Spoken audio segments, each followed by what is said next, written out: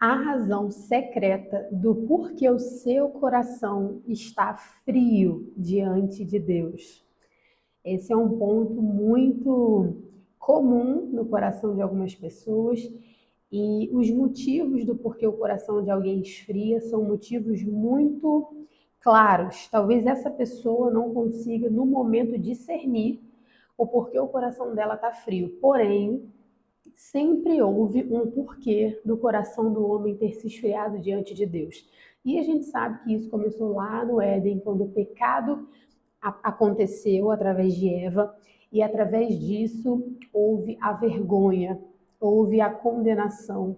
E a partir do momento que nós não nos sentimos merecedores, porque acreditamos às vezes que somos dignos por nós, pelas nossas boas ações, por não nos sentirmos dignos, muitas vezes nos fechamos e pensamos, eu não mereço o amor de Deus.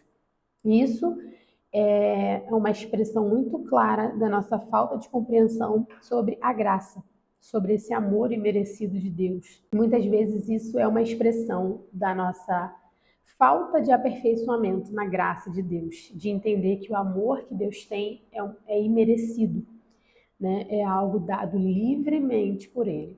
E existe um lugar na Bíblia, que é o nosso manual para tudo, que fala exatamente de corações frios. Aliás, eu acho que na Bíblia toda você vai encontrar alguma coisa sobre frieza espiritual. Porém, no livro de Lucas, a gente tem a passagem do filho pródigo.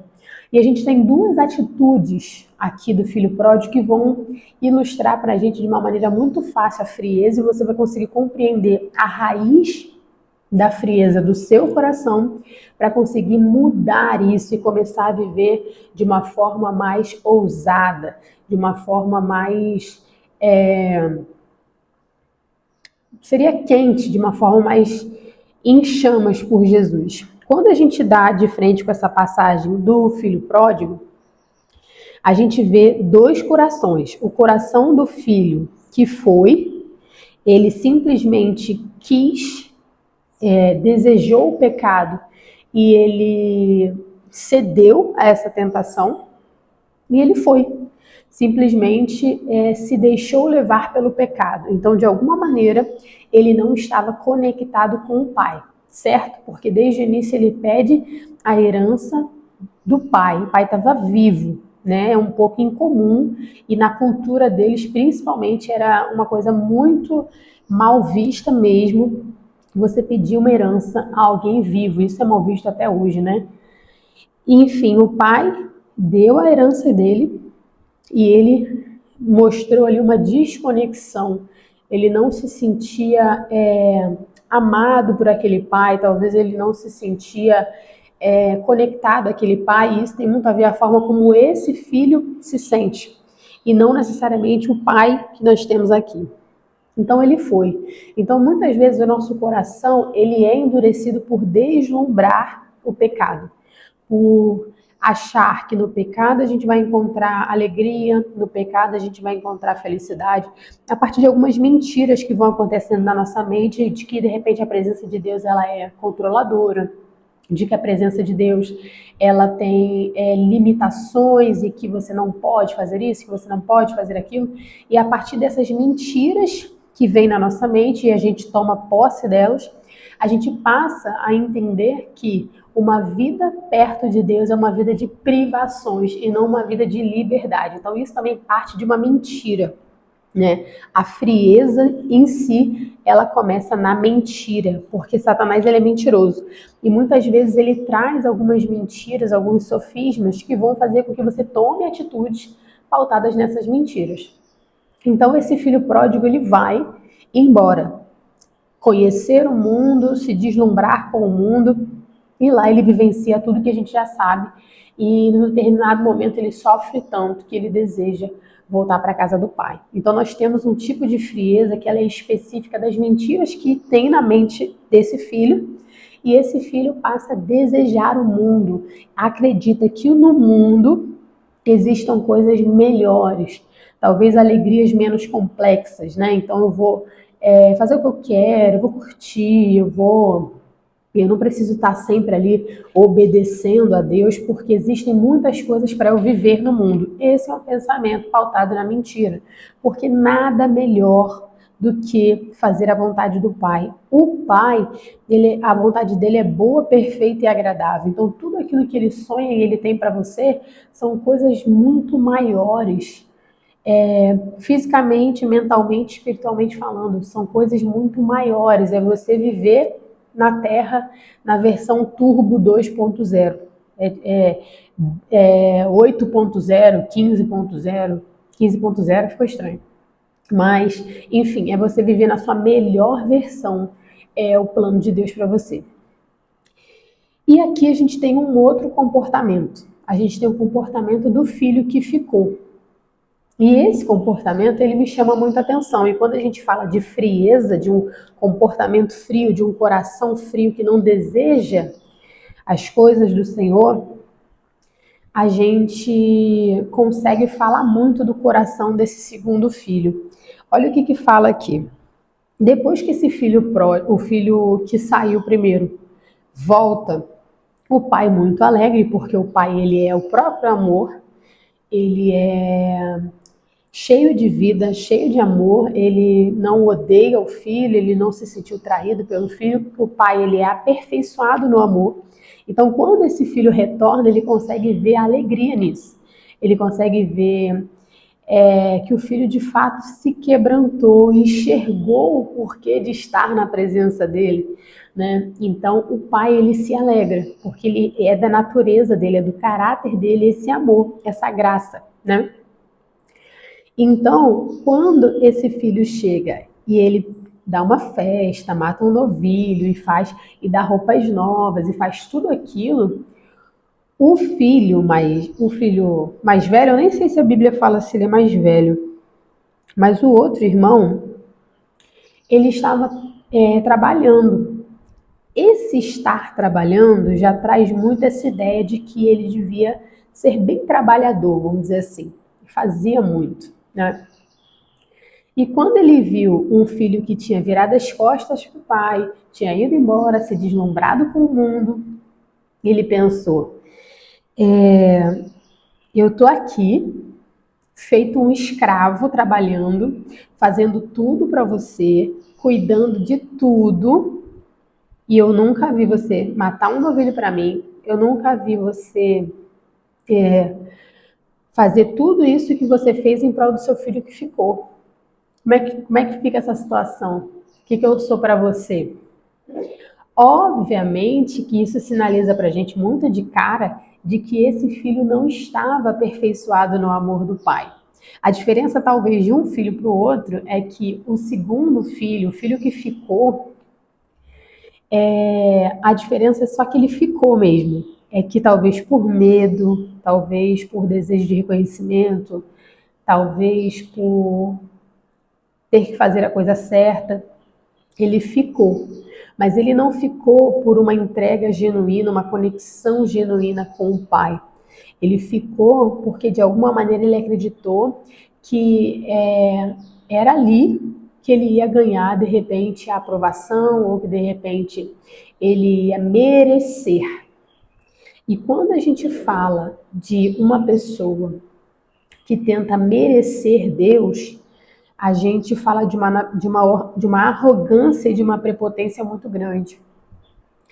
Eu não posso pensar que por me vestir bem, ou por falar bem, ou por servir na igreja e estar em todos os eventos, ou estar em todas as reuniões, ou servir a todos, que tudo isso vai me fazer merecer o amor de Deus. Se eu não compreendo que é dado livre acesso, é dado de boa e espontânea vontade, tanto para aquele que está arrependido, quanto para aquele que faz o que precisa ser feito, eu ainda não compreendi o Evangelho. Se eu acho que tem diferença para mim do amor de Deus, eu estou enganada. Existem diferenças, sim, da sua colheita, existem diferenças da consequência daquilo que você vai viver, existe diferença do tipo de vida que talvez você tenha, da sua compreensão, da sua evolução espiritual, tudo isso pode existir diferenças, porque existe ação e reação. Os seus atos vão gerar consequências, então os seus bons atos vão gerar boas consequências para você. Mas você não pode medir o amor de Deus relacionado ao quanto você faz, porque Deus ama, porque, primeiro, por quem Ele é, pelo caráter dele, pela natureza dele. Segundo, pelo Filho que Ele entregou em nosso lugar. Então, quando Ele olha para nós, Ele vê justificados pelo sangue do Salvador, que é Jesus. Então, o amor dele, ele tem princípios que são diferentes do que normalmente a gente pensa humanamente falando.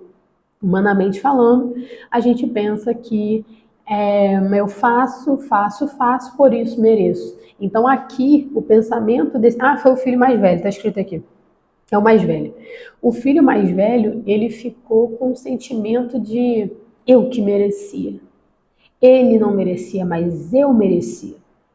E quando você coloca essa postura de julgador, essa postura de avaliador, você faz isso tanto com você, quanto faz isso com os outros. Então, isso é muito perigoso e isso endurece o seu coração.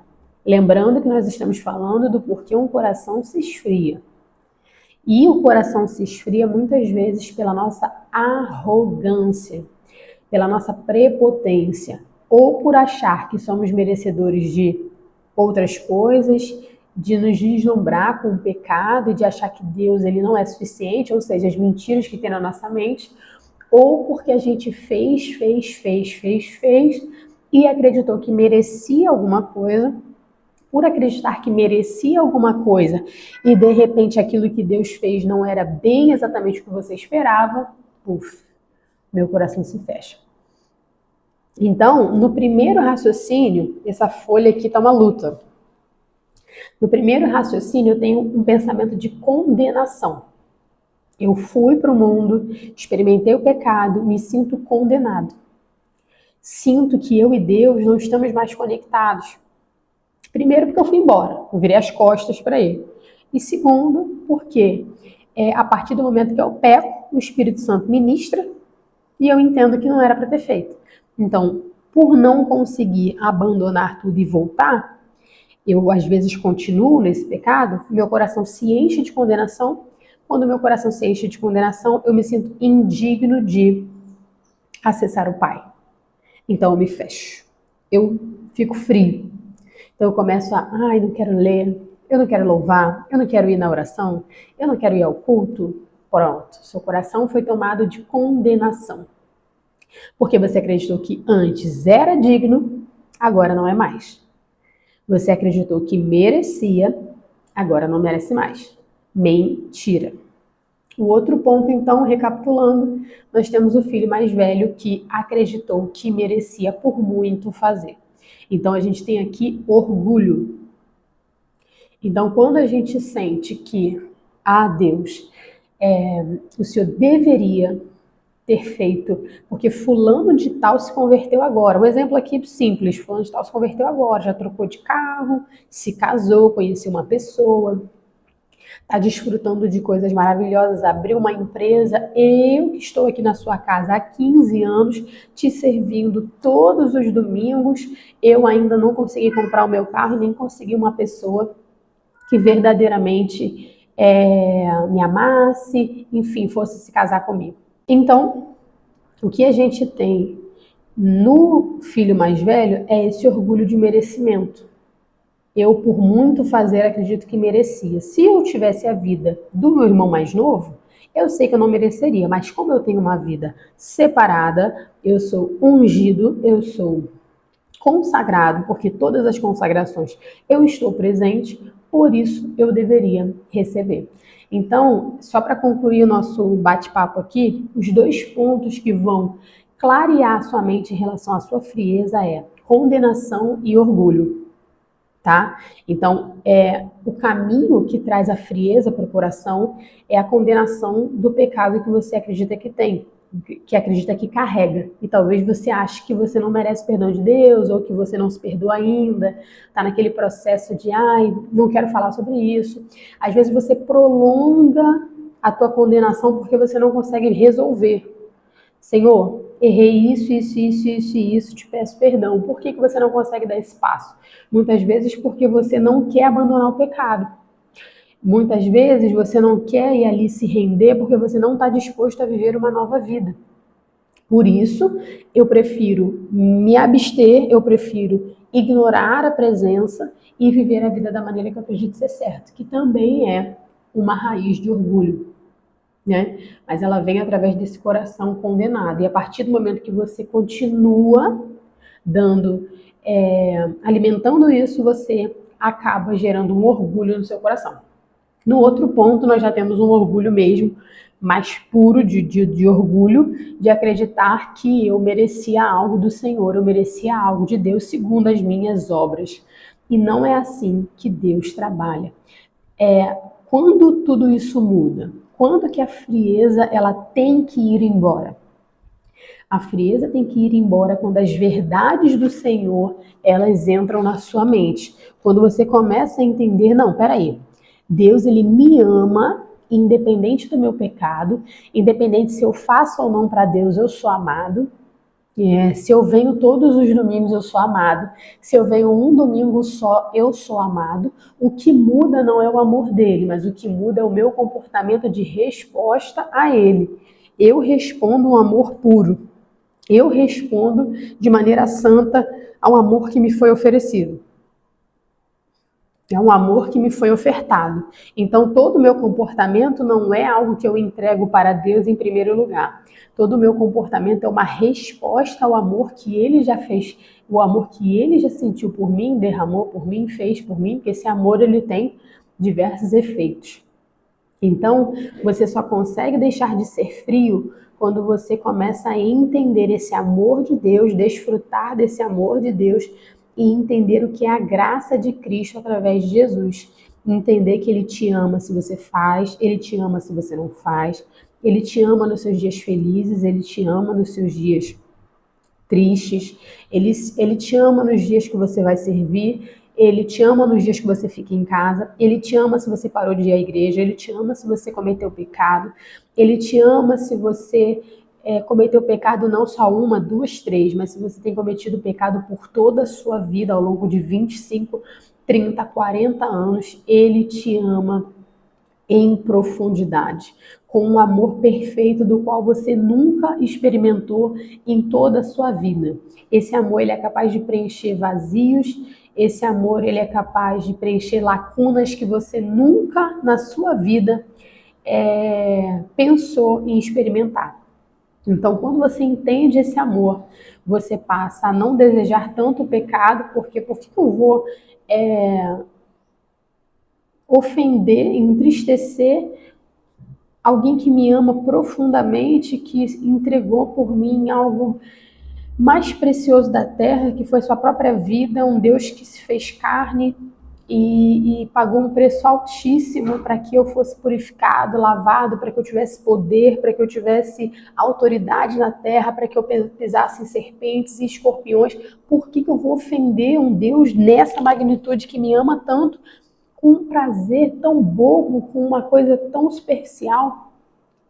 Isso se chama a verdade. Quando você está na frieza, você está na mentira. Não é que você está mentindo, é que você tem um pensamento alicerçado na mentira. Então, quando você passa a buscar a verdade, você passa a ter uma compreensão diferente. E quando você está na situação do irmão mais velho, que é uma situação de orgulho, de prepotência, é de fato você entender esse amor do Senhor também. Eu sou amada se eu faço, se eu não faço. Ah, então não vou fazer. Então não vou fazer, porque se eu sou amado quando eu faço e quando eu não faço, eu não vou fazer. Você ainda não entendeu o amor. Porque se você de fato entendesse o quão amado você é, você não resistiria. Você não reteria tudo aquilo que ele te entregou. porque a palavra fala: amem, amem os outros como eu vos amei. O que eu te dei de graça, deem vocês também de graça. Se esse amor de fato faz tanta diferença para você, se ele te constrange tanto e se ele ministra tanto na sua vida e se em dias mais difíceis eu estive com você, faça isso igualmente pelos outros. Então é muito diferente quando você tem uma vida pautada no amor e quando você tem uma vida pautada na mentira. É muito diferente. Quando você tem uma vida alicerçada num amor verdadeiro, você passa a ser menos orgulhoso. Você fala: uau, eu sou completamente indigno e o Senhor enviou seu Filho na terra para que eu fosse digno, para que eu fosse digno de receber a salvação, dons, aliança, relacionamento. Então, que essa mensagem tenha feito sentido para você. Eu vou fazer uma oração aqui agora. Eu espero que você faça comigo. Vai ser muito legal que você faça comigo. E quero dizer para vocês que estão chegando novidades. Eu vou fazer um cenário legal aqui. Vou trazer mais vídeos aqui no YouTube. Vou investir em algumas coisinhas para poder ficar mais aconchegante estar aqui, porque essa parede branca, às vezes não é nada aconchegante, mas essa mensagem eu sei que foi um aconchego para você, eu sei que essa mensagem, ela com simplicidade chegou ao seu coração de uma forma muito especial, mas fique preparado aí para as novas coisas que virão nas próximas semanas. E com certeza eu vou fazer um vídeo também, como foi que eu decorei isso aqui. Espírito Santo, Pai querido, eu te agradeço. Eu te agradeço, Pai, porque o Senhor tem feito coisas maravilhosas ao nosso favor. E um exemplo disso é esse momento que nós estamos aqui, Pai. Onde teu filho, a tua filha chegou até esse momento do vídeo e ouviu cada palavra, Pai. Eu creio que uma assimilação está acontecendo na mente dessa pessoa agora. Ela está compreendendo, Pai, que existem mentiras, ó Deus, que fazem com que ela, Senhor, não entenda perfeitamente o seu amor e por isso, Pai, deixe de alguma forma existir uma raiz de condenação, uma raiz de orgulho. Mas nessa hora, Pai, nós declaramos, Senhor, que a tua misericórdia cobre essa pessoa agora, Pai, que o teu arrependimento vem sobre ela agora, Espírito Santo, que todo medo, Senhor, deve ir agora. Todo sentimento de rejeição deve ir agora, todo orgulho, Pai, deve ir agora, toda condenação deve ir agora, Pai, pois a tua filha, o teu filho, tem agora, Pai, a oportunidade de experienciar o seu amor de forma plena. Por isso, Pai, a enche agora, Espírito Santo, a toque agora de forma profunda, de maneira, Pai, que ela comece a desfrutar e entender a plenitude, a grandeza do teu amor, Senhor. Eu te agradeço por esse momento tão valioso, tão especial, Pai. Em nome do Senhor Jesus. Amém. Um beijo. Vem para o próximo vídeo se você gostou. Dá um like. Bota nos comentários como foi para você ouvir essa mensagem. Eu estou começando aqui no YouTube agora, então a tua participação, teu carinho de escrever alguma coisa muda o meu dia. Eu fico muito feliz por essa mensagem ter alcançado algumas pessoas. E fica aqui, segue esse canal, porque vai ser muito valioso para você o que vai ser derramado aqui nesse canal.